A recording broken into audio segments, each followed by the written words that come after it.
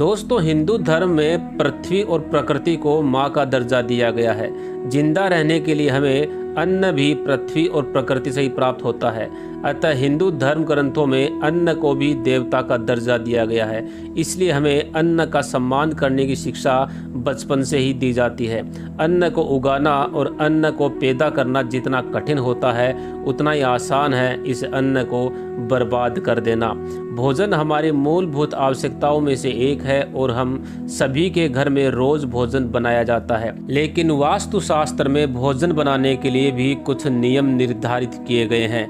इन नियमों का पालन घर में भोजन बनाने वाले व्यक्ति को, चाहे वो महिला हो या पुरुष या फिर सेविका ही क्यों ना हो, सभी को करना चाहिए। दोस्तों, आज हम वास्तुशास्त्र के अनुसार खाना बनाने से संबंधित दो प्रमुख बिंदुओं पर चर्चा करेंगे, जिनमें से एक बिंदु है खाना बनाते समय कौन से नियमों का पालन करना चाहिए और रोटी बनाने के लिए आटा गूंथते समय हमें क्या करना चाहिए तथा आटे में ऐसी कौन सी वस्तु मिलानी चाहिए जिससे हमारे घर में सुख समृद्धि बनी रहे।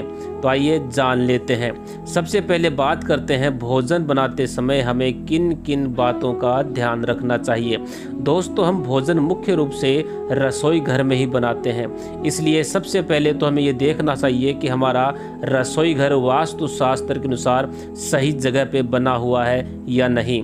वास्तुशास्त्र के अनुसार हमारा रसोई घर हमेशा अग्नि कोण में होना चाहिए। इस दिशा में रसोई घर होने से भोजन बनाने वाले व्यक्ति का स्वास्थ्य अच्छा रहता है और उसे खाना बनाने में उत्साह भी आता है। साथ ही हमें इस बात का भी ध्यान रखना चाहिए कि हमें हमेशा ही उत्तर या फिर पूर्व दिशा की तरफ मुख करके ही भोजन बनाना चाहिए। भोजन हमेशा शुद्ध एवं शांत मन से बनाना चाहिए। भोजन बनाते समय मन में कोई गुस्सा या द्वेष जैसी कोई बात नहीं होनी चाहिए। गुस्से में और बिना मन के बनाए गए भोजन से माँ अन्नपूर्णा नाराज हो जाती है और साथ ही ऐसे भोजन से फायदा कम और नुकसान अधिक होते हैं। भोजन बनाते समय रसोई घर हमेशा साफ एवं स्वच्छ रखें और भूल कर भी बाहर पहने जाने वाले चप्पल एवं जूते रसोई घर में भूल कर भी नहीं लाने चाहिए। ईश्वर को साफ एवं स्वच्छ रसोई घर में बने हुए भोजन का ही भोग लगाना चाहिए। इससे ईश्वर जल्दी प्रसन्न होते हैं। गंदी रसोई में बनाया गया भोजन या जूठे बर्तनों में बनाया गया भोजन ईश्वर को नहीं चढ़ाना चाहिए। अशुद्ध तरीके से, गुस्से में या अशांत मन से बनाए गए भोजन को ईश्वर कभी स्वीकार नहीं करते। भोजन बनाते समय वाद विवाद किया जाए या मुख से अपशब्द निकाले जाएं तो ऐसे भोजन का शारीरिक एवं मानसिक स्थिति पर बहुत बुरा प्रभाव पड़ता है। भोजन बनाते समय उसको बार बार चख कर नहीं देखना चाहिए, इससे भोजन झूठा होता है और ऐसा भोजन किसी अन्य व्यक्ति को खिलाने से हमें हानि होती है। ईश्वर को तो ऐसे भोजन का भोग बिल्कुल भी नहीं लगाना चाहिए। ऐसा करना महापाप के बराबर होता है।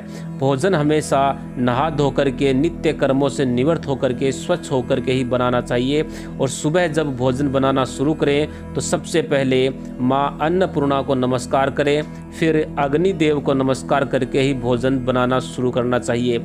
ऐसा करने से कभी भी अन्न की कमी नहीं होती और घर में सुख शांति बनी रहती है। कभी भी टूटे फूटे बर्तनों में ना तो खाना बनाएं और ना ही खाना खाएं। हमेशा साफ बर्तन में खाना बनाएं और पानी पीते समय भी कभी भी कटोरी से पानी ना पिएं और कढ़ाई में खाना ना खाएं। ऐसा करने से घर में राहु का दोष उत्पन्न हो जाता है।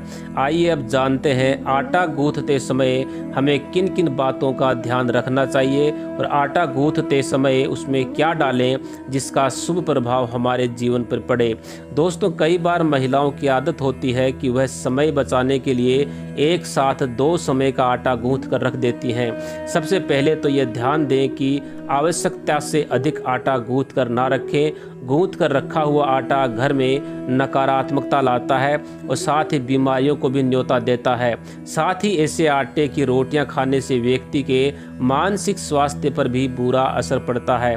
गूंथ कर रखा हुआ आटा बुरी शक्तियों को भी आकर्षित करता है, इसलिए ज़रूरत से अधिक आटा गूंथ करके ना रखें। दोस्तों, हिंदू धर्म के अनुसार जब भी घर में किसी व्यक्ति की मृत्यु होती है तो मृत आत्मा की भूख को शांत करने के लिए लिए आटे के छोटे छोटे गोले बना करके उन्हें पानी में बहाया जाता है। इसे पिंडदान कहते हैं। और आटे के इन गोलियों पे किसी भी तरह का उंगलियों से कोई निशान नहीं बनाया जाता। इसलिए घर में रोटी बनाने के लिए आटा गूंथने के बाद जब आटे की गोलियां बनाए तो उस आटे और गोलियों पर उंगलियों से कोई निशान अवश्य बनाए, जो यह दर्शाता है कि ये आटा और आटे की गोलियां मृत व्यक्तियों के लिए नहीं है, बल्कि घर के सदस्यों के लिए यह आटा गूंथा गया है। आटे से बनी पहली रोटी गौ माता के लिए एवं आखिरी रोटी कुत्ते के लिए निकाली जाती है, जिससे घर में बनने वाले किसी भी तरह के दोष से हम बच सकते हैं। आटा गूंथते समय हम उसमें नमक तो मिलाते ही हैं, लेकिन उसमें थोड़ा सा गाय का देसी घी और चुटकी भर शक्कर भी मिला दें तो यह बहुत ही शुभ होता है।